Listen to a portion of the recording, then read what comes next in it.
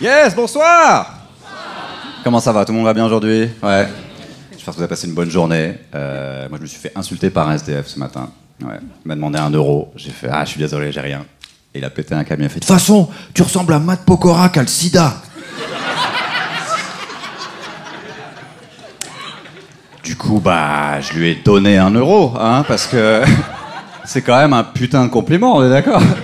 Je te fais ressembler à quoi? Matt Pokora qui a le sida ou Pierre Ménès en parfaite santé? À un moment, faut choisir, tu vois.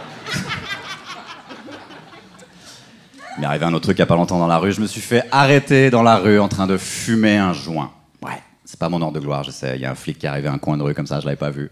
Et franchement, il m'a grillé tout de suite. Il m'a dit « Qu'est-ce qu'il y a dans cette cigarette ?» Et j'ai fait « De la weed !» Parce que je mens pas très bien sous la pression. Et ça lui a pas plu du tout, hein. Il m'a dit « Vous savez que c'est totalement illégal ce que vous faites ?» Bah oui, mais je pensais pas que tu serais là. Je comptais énormément sur ton absence, hein. C'est le principe du crime à la base, il me semble, non? J'ai pas dit ça, hein, évidemment. J'ai dit « Je suis désolé, il m'a laissé partir. Hein. C'est en général ça qui se passe quand on est blanc. » C'est comme ça. Ouais, je fais pas l'apologie de la drogue, hein. Moi je fume surtout le soir pour m'endormir parce que j'ai des gros problèmes d'insomnie. Et j'ai des potes qui me conseillent de prendre des cachets à la place pour dormir. Ouais, moi tout ce que je sais c'est que Michael Jackson est mort et Snoop Dogg est au top de sa forme. Voilà. Tout ce que j'ai besoin de savoir. T'avales toute une boîte de cachets, soit t'es mort, soit t'es dans le coma, tu fumes tout un sachet de weed, t'as plus de weed, hein. Voilà. Il m'arrive d'avoir des problèmes de motivation. Allez savoir pourquoi. C'est surtout pour les trucs super simples, tu sais, les corvées un peu comme ça. Par exemple, il y a un truc, je suis censé installer des rideaux chez moi. Ouais. C'est con, hein, je m'en suis rendu compte dès que je me suis installé, c'était en 2009. Je suis sorti de la douche sans serviette et je suis tombé nez à nez avec le voisin d'en face qui fumait une cigarette. Et on s'est croisé du regard une fraction de seconde, genre comme ça. Et après, j'ai plongé au ralenti jusqu'à mes freins comme ça, j'ai rampé pour pas qu'il me voie et tout. Le problème, c'est que sa fenêtre à lui était un peu au-dessus, du coup, j'étais encore dans son champ de vision en fait. Il a juste vu un homme nu à 4 pattes faire putain, il est où mon caleçon? En gros, il m'a vu à poil, j'ai disparu et il y a un cul qui est remonté comme ça. Je me suis dit, il a dû voir ça comme une sorte d'invitation ou quelque chose comme ça. Ce jour-là, je me suis dit putain, il faudrait des rideaux quand même. C'était il y a 12 ans et depuis, je marche que dans les angles morts. Voilà. C'est ça la flemme. C'est cool le stand-up. Tu peux voyager un peu. J'ai pas mal voyagé dans le monde avec le stand-up et j'avais pas beaucoup voyagé avant. Donc j'ai découvert un truc que moi je savais pas, peut-être vous saviez. Les Français, on a vraiment une sale réputation dans le monde entier. Vous voyez un peu ce qu'on dit sur nous, tu sais, arrogant, prétentieux, jamais content. Et tu dis ça à un Français de base, il va te faire « Mais moi je suis pas parisien !» Parce qu'en fait, en France, on a la croyance qu'il y a que à Paris que les gens, ils sont comme ça. Voilà. Et moi je crois que ça arrange bien tout un pays de penser que tous les fils de pute sont concentrés dans une seule zone. Et partout ailleurs, les gens, ils dansent dans la rue, ils t'offrent des clafoutis. Non, je suis désolé.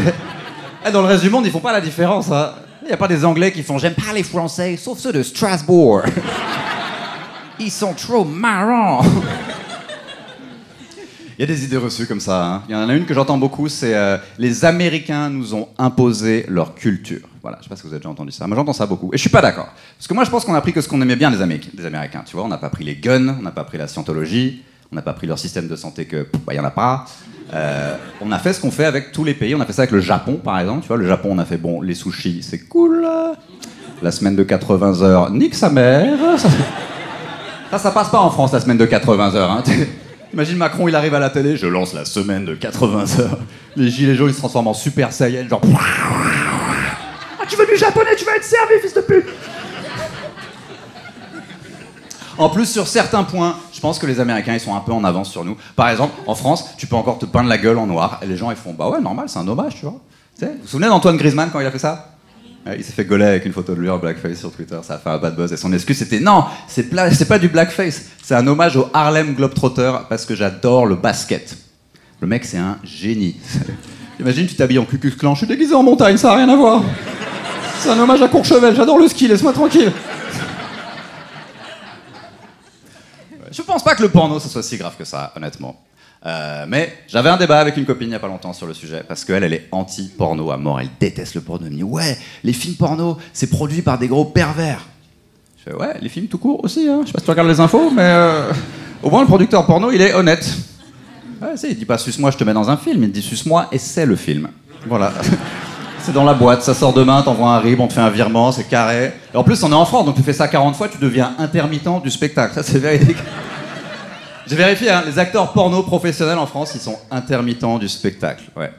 Ça veut dire qu'ils vont, comme moi, au Pôle emploi spectacle. Et il y a un conseiller qui leur fait hey, « Vous n'avez pas fait assez d'heures ce mois-ci, hein? Va falloir mettre les bouchées doubles. »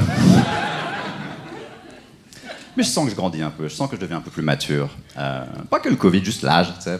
Un bon exemple de ça, c'est je prends plus l'avion avec mes t-shirts à foutre. Peut-être qu'il faut que je l'explique celle-là. Certains hommes essuient leur truc avec un vieux t-shirt plutôt qu'avec du sopalin. Parce qu'ils pensent à la planète. Voilà. C'est peut-être un truc de bobo islamo-gauchiste pour vous, mais pour moi c'est important, chaque geste compte. Ouais, t'imagines Pascal Praud sur CNews, oh il y en a marre des bobos, on peut même plus gicler où on veut. Pas vrai Eric Zemmour? Bah oui, c'est la dictature, hein. Ils mettent un voile sur leurs semences, inconsciemment ils veulent islamiser leurs enfants, hein. C'est évident.